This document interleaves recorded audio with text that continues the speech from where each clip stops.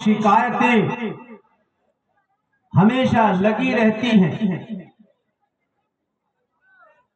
کہ اللہ کی مدد مسلمانوں پر کیوں نہیں آ رہی ہے، مسلمان بیچارے کیوں اتنے مظالم ڈھاتے جا رہے ہیں، ظلموں کی برسات کیوں برس رہی ہے مسلمانوں پر، مسلمانوں کی مسجدوں کو آج اس طرح سے کیوں بلڈیزر سے اڑا دیا جا رہا ہے، مسلمانوں کے گھروں کو کیوں اس طرح سے زمین دوز کر دیا جا رہا ہے، طرح طرح کا ظلم مسلمانوں پر کیوں کیا جا رہا ہے؟ کیا اللہ مسلمانوں کی مظلومیت کو نہیں دیکھ رہا ہے؟ مسلمانوں کی اس حالت اور کیفیت کو، مسلمانوں کی اس معصومیت کو، بچوں کے چیخنے کی آواز کو، بوڑھوں کے رونے کی آواز کو، عورتوں کی چیخ پکار کی آواز کو کیا اللہ نہیں سن رہا ہے؟ یہ شکایت آج ہماری زبان زد ہے، لیکن میں آپ سے کہتا ہوں، آپ اپنے سینے میں جھانک کر کہیے، آپ اپنی ضمیر سے پوچھئے، جو آج ہماری دینی حالت ہے، آج جو ہمارے ماحول میں جو دینی حالت اور کیفیت ہے، کیا ہماری اس دینی حالت پر اللہ کی مدد آ سکتی ہے؟ آج جو کام ہم کر رہے ہیں، ہمارے جو اعمال ہیں، ہمارے جو افعال ہیں، ہمارے جو کردار ہیں، ہمارے جو اخلاق ہیں، کیا ان اعمال پر، ان اخلاق پر، ان کردار پر اللہ کی مدد آ سکتی ہے؟ ہمارے یہ اعمال اللہ کی مدد کو متوجہ کر سکتی ہے؟ ایک ذرا سا جھلک اور نمونہ جو میں نے ابھی آپ لوگوں سے بتایا، یہ کیا تماشا ہے کہ جہاں اللہ اور اس کے رسول کی باتیں ہوں، جہاں نبی کریم صلی اللہ علیہ وسلم کی شان پر حمد پڑھا جاتا ہو، نعت پڑھی جاتی ہو، جہاں اللہ کی ذات پر حمد پڑھا جاتا ہو، اللہ کی تعریف کی جا رہی ہو، اللہ اور اس کے رسول کا ذکر ہو رہا ہو،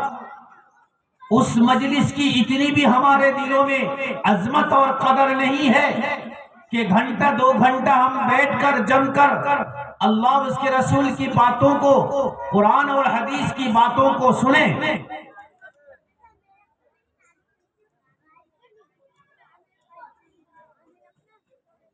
آج جو ہمارا یہ عمل ہے، ہمارا جو یہ فعل ہے، میرے بھائیوں، بزرگوں اور دوستوں، کیا کہا جا سکتا ہے؟ یہ دین کا مذاق نہیں تو اور کیا ہے؟ دینی مجلس کی بے حرمتی اور ناقدری نہیں تو یہ کیا ہے؟ اور صرف یہ جلسہ ہی نہیں، آئے دن شب و روز ہم سے جو اعمال سرزد ہوتے ہیں، ہم سے جو اعمال نکلتے ہیں، ہمارے گھروں میں جو کچھ کیا جاتا ہے، ہمارے معاشرہ میں جو کچھ ہوتا ہے، میرے بھائیوں، بزرگ، دوستوں، 90% ہمارا عمل شریعت کے خلاف ہے۔ ہمارا کام شریعت کے خلاف ہے، ہم معصیتوں میں ڈوبے ہوئے ہیں، اللہ کی نافرمانیوں میں ڈوبے ہوئے ہیں، نبی کریم صلی اللہ علیہ وسلم کی سنتوں کو ہم نے پیروں سے مسل دیا ہے، کچیل دیا ہے۔ میرے بھائیوں بزرگوں دوستو، آپ صلی اللہ علیہ وسلم کی وہ پیاری سنتیں ہمارے گھروں سے اس کا جنازہ اٹھ گیا ہے، ہماری زندگیوں سے آپ صلی اللہ علیہ وسلم کا طور اور طریقہ، آپ صلی اللہ علیہ وسلم کا اسوہ حسنہ، آپ صلی اللہ علیہ وسلم کی پاکیزہ سیرت ختم ہو چکی ہے۔ میرے بھائیوں بزرگوں دوستو، پھر ہمارا وہ کون سا عمل ہے جس عمل پر اللہ راضی اور خوش ہو کر ہمارے اوپر اللہ اپنی رحمت نچھاور کرے گا، اللہ ہم پر رحمت برسائے گا اور اللہ اپنے عذاب کو روک لے گا؟ اللہ کے عذاب کو روکنے والا کیا کوئی کام ہم کر رہے ہیں، ہماری قوم کر رہی ہے، ہمارے معاشرہ میں ہو رہا ہے؟ کیا ہماری مسجدیں آباد ہیں؟ کیا ہمارے گھر اللہ کے ذکر سے، اللہ کے حکم سے آباد ہیں؟ میرے بھائیوں بزرگوں دوستو، کچھ بھی نہیں ہے، اور بلکہ اللہ کے حکموں کو سر عام علی الاعلان توڑا جا رہا ہے، کھلے عام اللہ کے حکموں کی نافرمانیاں کی جا رہی ہیں، اور میرے بھائیوں بزرگوں دوستو، شریعت کا کھلے عام مذاق اڑایا جا رہا ہے۔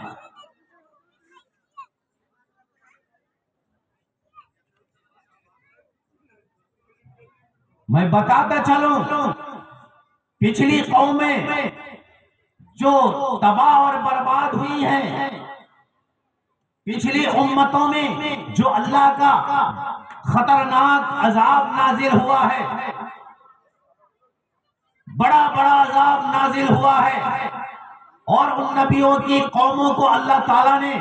ایک با ایک تباہ اور برباد کر دیا ہے۔ قرآن اس کا شاہد ہے، قرآن اس کا گواہ ہے۔ قوم عاد کا واقعہ قرآن میں پڑھ کر دیکھیے، قوم سمود کا واقعہ قرآن کھول کر دیکھیے، قوم لوط کا واقعہ قرآن کے اوراق کو پلٹ کر دیکھیے، تاریخ اٹھا کر دیکھیے، آج بھی ان کے وہ ویران کھنڈرات موجود ہیں، وہ عذاب کی نشانیاں آج بھی دنیا میں پڑی ہوئی ہیں، جو ہزاروں سال پہلے عذاب آیا تھا اللہ کا، اور میرے بھائیوں بزرگوں دوستو، اس عذاب کی نشانیاں آج بھی دنیا میں پڑی ہوئی ہیں عبرت کے طور پر۔